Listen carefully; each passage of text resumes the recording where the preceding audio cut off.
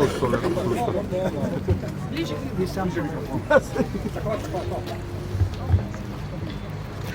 Prišla je ena izmed pomladi. Tista žalostna, ki jo je okupator spremenil v večletno zimo. Lipa, ki bi morala zeleneti, je zastala in onemela. A njen zadnji glas, zadnji spev, ki je bil napoved upora, je po zaslugi pogumnega radijca Rudija Omote ostal zapisan vse do današnjega dne. Kljub temu se domovina še ni zavila v molk.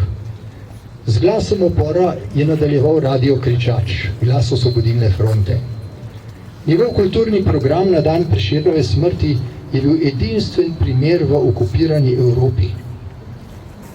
Okupator, ki radija ni mogel odkriti, je vsem prebivalcem zaplenil radijske sprejemnike in tako odvzel glas svobode, ni pa mogel preprečiti upora. Mislim, da si nacionalna radio in televizija ne moreta želeti boljših temeljev za svoje poslanstvo. Vse to nam je zgled za današnji čas, ko nam še vedno ponekod jemljejo glas. Glas svesti, kritike, ne nazadnje še vedno glas upora. Kajti upor proti krivicam kakršnekoli vrste mora biti stalnica našega bivanja. Le tako svet in domovina zaslužita svoje ime.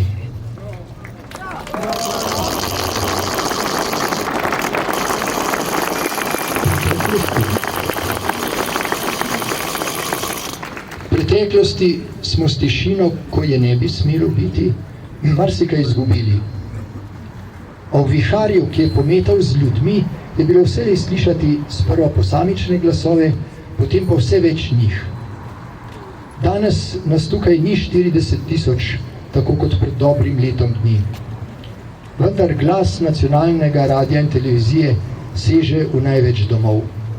Verjamem, da zdaj le govorimo milijonu sodržavljanov.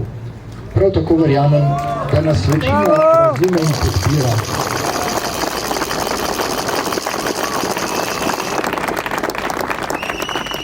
Ko sem pisal o prodanih dušah, sem se vprašal, kam bodo šle, ko pride njihov čas.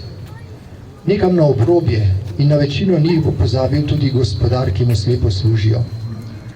Ob njih mi vselej pridejo v spomin verzi francoskega pesnika Devinija o ponosnem volku gospodarju gozda. Kako nikoli naj hlapčevstvo človeku ne privoli, kot psi, ki mu za pol obrano kost pode pred cev, pragospodar je host. In njihov čas se neizogibno izteka. Dotlej pa moramo paziti, da ne naredimo napačnih korakov, čeprav ni težko razumeti tega, čemu rečemo sveta jeza ob vseh zlorabah, šikaniranjih in največ tudi kasnjivih ravnanjih. Drage RTV-jevke, dragi RTV-jevci, vi, ki ste glasniki razuma in spoštovanja človekovega dostojanstva, prihaja čas in niste sami. Bravo! Najlepša hvala, Dragan Petrovec.